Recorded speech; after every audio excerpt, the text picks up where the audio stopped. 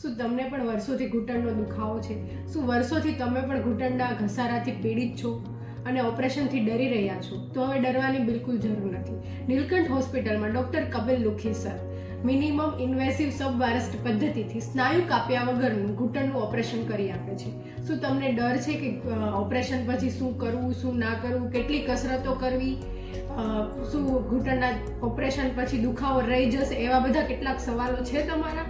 તો ચાલો જોઈએ કઈ કઈ કસરતની જરૂર છે, ઓપરેશન પછી શું કરવું, શું ના કરવું. પહેલી કસરત પંજો ખેંચવાની. કાંડામાંથી પંજાને ખેંચવાનો છે અને આ 5 સેકન્ડ સુધી પકડી રાખવાનો છે. 1 2 3 4 5 રિલેક્સ. ફરીથી 1 2 3 4 5 રિલેક્સ. 1 2 3 4 5 રિલેક્સ. આ કસરત ઓછામાં ઓછી 15 વખત કરવાની છે. હવે બીજી કસરતમાં આવું નેપકિન કે પછી કોઈ નાનો તકિયો લઈને એને આવી રીતે રાઉન્ડ વાળવાનું છે. નેપકિન હોય તો આવી રીતે રાઉન્ડ વાળવાનો અને નાનો તકિયો હોય તો એને ઘૂંટણની નીચે આવી રીતે પેશન્ટના ઘૂંટણની નીચે મૂકી દેવાનો છે. પછી ઢાંકણીથી જેટલું વજન અપાય પેશન્ટથી એટલું વજન આ નેપકિન પર આપવાનું છે અને 5 સેકન્ડ સુધી એને પકડી રાખવાનું છે. 5 સેકન્ડ સુધી હોલ્ડ કરવાનું છે. 1 2 3 4 5 રિલેક્સ. ફરીથી 1 2 3 4 5 રિલેક્સ. આગળની દબાવવાવાળી કસરત પણ ઓછામાં ઓછી 15 થી 20 વખત કરવાની છે અને તેનાથી પણ વધારે વખત થાય તો તમે કરી શકો છો. હવે ત્રીજી કસરત. આ કસરતમાં જો એક પગનું ઓપરેશન હોય તો જે બીજો સારો પગ હોય તેને આવી રીતે ઘૂંટણમાંથી વાળી દેવાનો છે. હવે જે ઓપરેશન વાળો પગ છે એને આપણે પંજો ખેંચીને કમરમાંથી ઉપર કરવાનો છે.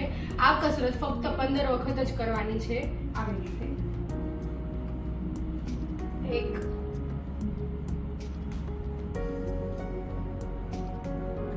2 3. આવી રીતે આ કસરત 15 વખત કરવાની છે. હવે ચોથી કસરત. આ કસરતમાં પેશન્ટને આવી રીતે પલંગની કિનારી પર બેસાડવાના છે જ્યાં નીચે જગ્યા હોય કે પેશન્ટ પગ વાળી શકે. આ કસરતમાં પેશન્ટનો પગ ઘૂંટણમાંથી આપણે ઉપર કરવાનો છે અને નીચેની તરફ વાળવાનો છે.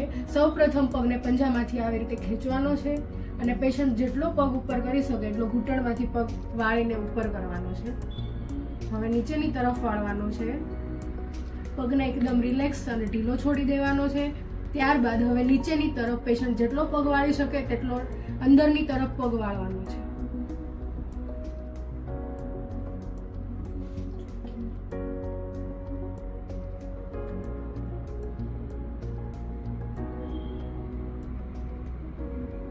કસરત બતાવીએ. દિવસમાં 7 થી 8 વાર કરવાની છે. દર 2-2 કલાકના અંતરે આ કસરત કરવાની છે. ત્યારબાદ પેશન્ટને ઊભા થઈને ચાલવાનું છે. દર 2-2 કલાકના અંતરે પેશન્ટે ચાલવાનું છે અને કસરત કરવાની છે.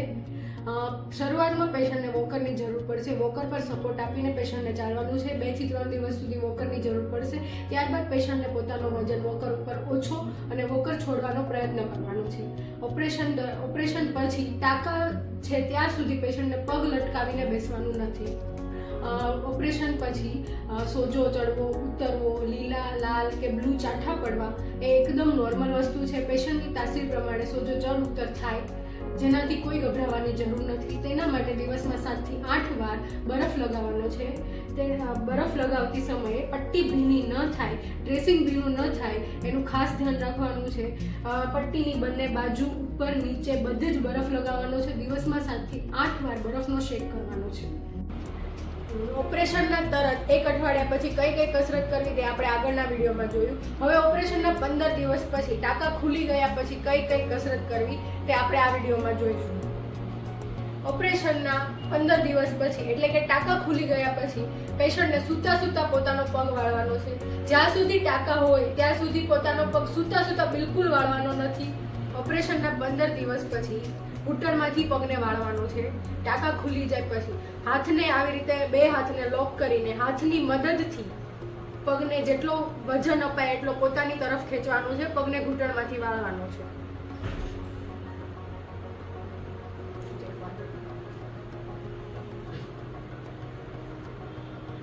જેવી રીતે આપણે સૂતા પગ વાળ્યા એવી જ રીતે બેઠા પણ પેશન્ટ પગ વાળી શકે છે. પાછળ કોઈ પણ દિવાલનો સપોર્ટ લેવાનો છે અને પગને ધીમે ધીમે ગોઠણમાંથી વાળવાનો છે આવી રીતે હાથની મદદથી.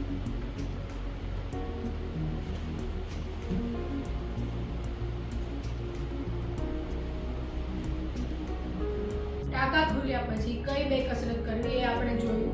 સૂતા સૂતા પગ વાળવાનો અને બેસીને પગ વાળવાનો હાથનો સપોર્ટ લઈને. તેના પછી હવે બીજી કસરત આપણે જેવી રીતે પલાઠી વાળીએ એવી રીતે ઓપરેશન વાળો પગ છે એ ધીમે ધીમે પોતાની તરફ વાળવાનો છે. જેમ પલાઠી વાળીએ એમ ઘૂંટણમાંથી પગ વાળવાનો છે. આ કસરત ઓપરેશનના 7 થી 8 દિવસ પછી ચાલુ કરવાની છે. એટલે કે પહેલું ડ્રેસિંગ થઈ જાય પેશન્ટનું ત્યાર પછી આ કસરત ચાલુ કરવાની છે. આ કસરત દિવસમાં 7 થી 8 વાર કરવાની છે. હવે ટાંકા ખુલ્યા પછી પેશન્ટને સંપૂર્ણ પલાઠી વાળવાની છે.